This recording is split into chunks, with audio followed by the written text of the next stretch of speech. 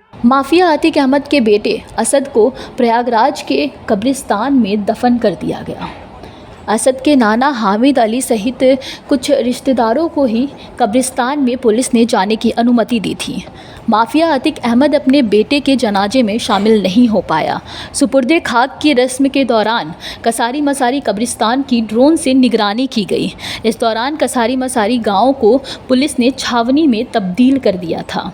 अतीक के रिश्तेदारों को पुलिस कसारी मसारी कब्रिस्तान खुद अपनी गाड़ी से लेकर पहुंची।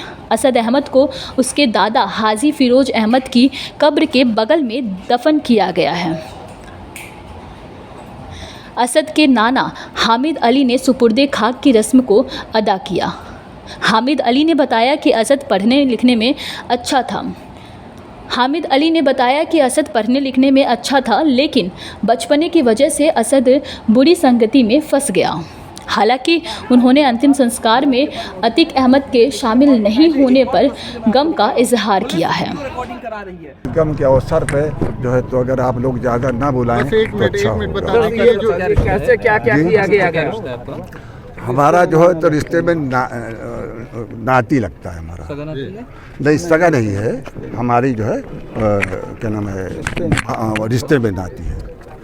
ये बताएं, जिस तरह से किया गया है, ये जो लास्ट राइट्स होते हैं, अंतिम संस्कार होते हैं, जो घर के लोग आने चाहिए थे, परिवार के लोग आने चाहिए थे, अतीक और अहमद और अशरफ ने भी मांगी थी, अनुमति मांगी थी, नहीं दी गई, तो इस पर कोई परिवार के लोगों को अफसोस हो? भाई देखिए, ऐसा है, कानूनी प्रक्रिया है।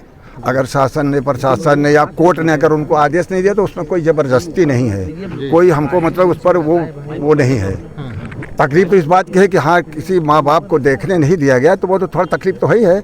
उनके बाप को पूछना चाहिए, उनके दिल से पूछना चाहिए कि हमारा औलाद, हम उसको देख नहीं पाए, रहते हुए, जिंदा रहते हुए नहीं देख पाए। तो ये चाहिए था कि मतलब कि कोर्ट के जरिए या शासन प्रशासन के जरिए से चाहिए था कि उनको कहीं दिखला देते। जैसा आपने कहा, आप उनके नाना लगते, कभी आपकी असद से मुलाकात हुई थी? हाँ, बहुत पहले, आज कई साल पहले मेरी मुलाकात हुई है उनसे। अच्छा। हाँ, सालों पहले। जैसा कहा जा रहा है, पढ़ने में बहुत तेज बच्चे थे। हाँ, पढ़ने में लिखते थे, सब इंग्लिश मीडियम से पढ़े हुए। दो बच्चे उनके बालगृह में हैं, उनको लाने की प्रक्रिया नहीं की? इंग्लिश मीडियम में लड़के जो है पढ़े हुए हैं, काबिल हैं, ऐसी बात नहीं थी, मगर ये कि कुछ ऐसी परिस्थिति आ गई, कहाँ से उसका दिमाग क्या हो गया, बस इतनी सी बात है। पुश्तैनी मकान क्यों नहीं ले जाया गया? पुश्तैनी मकान को भाई मैंने तो कोशिश पूरी किया कि वहीं मैंने सारा अरेंजमेंट रखा था, मगर वहाँ पर जो है तो वहाँ पर नहीं करने दिया, ला करके यहाँ कराया। तब इसके लिए अब हम क्या करें? कोई नाराजगी हम नहीं, अब भाई कोई नाराजगी नहीं, कोई नाराजगी नहीं, अब मजबूरी है भाई। जो कानून कहता है, जो शासन प्रशासन करेगा, उसको उस हिसाब से हमको तो चलना था, वही हिसाब से यहाँ करवा दिया ला करके। बताएं, जिस तरह से पूरी घटना घटी उस पर क्या कहेंगे? एनकाउंटर हुआ जो असद जो है उसकी उम्र देखिए, ये तो कम उम्र का लड़का तो था ही, ना समझ था, नहीं समझ में आया था जो भी हुआ, मगर ये कि अब तो है जो हुआ तो हुआ, जो हुआ। अच्छा, उसकी माँ भी नहीं पहुंच पाई अंतिम संस्कार? हाँ भाई, कुछ ऐसी परिस्थितियाँ उनके सामने हैं, मजबूरियाँ हैं जो कि नहीं पहुंच सकी। और नहीं, पूरे कार्यक्रम में कितने लोग शामिल हुए थे अंदर? इस कार्यक्रम में कम से कम होते लाखों आदमी होते हैं, मगर उन लाखों आदमियों को वहाँ से वंचित होना पड़ा, जो कि उनको सबको वहाँ पर नहीं पहुँचने दिया गया। नाम क्या है? मेरा नाम हामिद। असद का शव कड़ी सुरक्षा के बीच शनिवार को सुबह करीब 9 बजे कसारी मसारी कब्रिस्तान लाया गया था।